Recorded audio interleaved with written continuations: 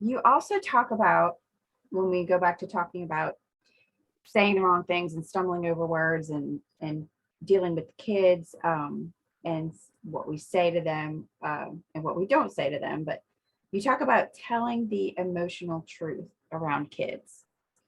And I love this. It's also an emotional truth check in with yourself, because we always try to say, oh no, I'm fine. I'm fine. I'm fine. Mm-hmm. Everything's Mm-hmm. great. You put on that smile. But this Yeah. emotional truth check in, to just, how am I feeling? And ask that question, how am I feeling right now? And keep doing that with yourself. When I heard you talk about that on another podcast, and I was like, oh, we need to talk about that, because I think Mm-hmm. people need to have that as a takeaway, as another tool, something that they can do. Um, And it is one of the biggest tools in grief recovery, because grief just has such an umbrella of emotions that it carries, because everyone's relationships are unique.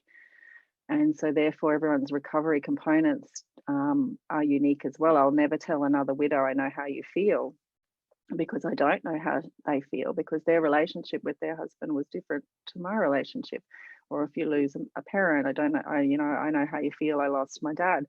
No, we don't know how anyone else feels. And the umbrella of those emotions can hold so many different feelings and emotions, like guilt or regret or shame, or, because there's unresolved, unfinished business there when somebody's taken away from us. Unresolved grief is almost always about things that we wish we could have said or done differently, or that we wish the other person could have said or done differently when it comes to estranged relationships. And then someone loses a parent and they didn't have a good relationship. There's all this emotion that they're carrying. Well, I wish I could have told you this, and or I wish you could have done this. Um, so that emotional check-in truth is not even just about feeling sad and allowing that to happen, which is so important and so healthy.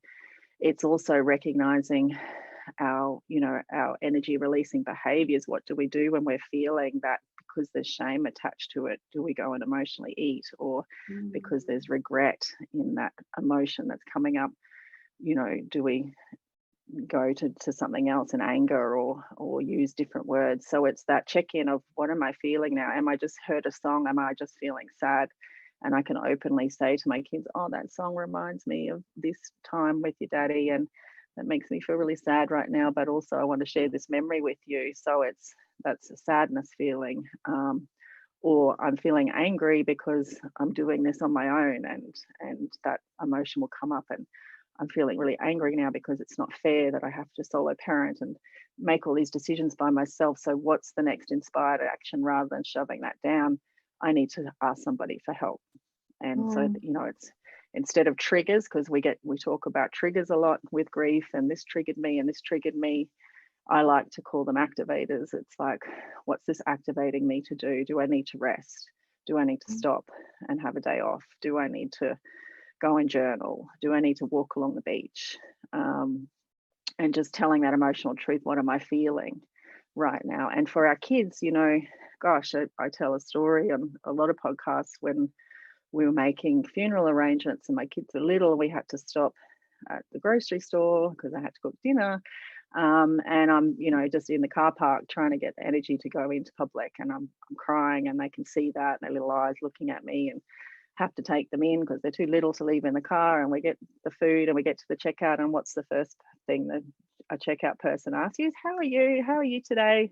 I'm fine. I'm good. Yep. And the kids are looking at me like, she's not fine. She wasn't fine half an hour ago. Why is she saying I'm fine? And so we do that to our kids, and we say, it's, don't be sad, and definitely don't be sad in public. Um, Fine is feelings inside, not expressed. And of course, we don't want to unload our whole life's problems to a poor 15-year-old checkout person. But what I could have said was, I've had a really, really difficult day, but we're going home now. We're going to make some dinner. And at least I'm acknowledging that I'm not fine.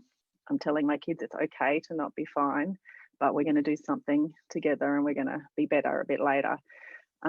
So yeah, it's that emotional truth. So when a friend does ask you, are you okay? It's like, no, actually I'm not, but I need some help here, or I need some Mhm. time off, or I'm gonna, do this or that.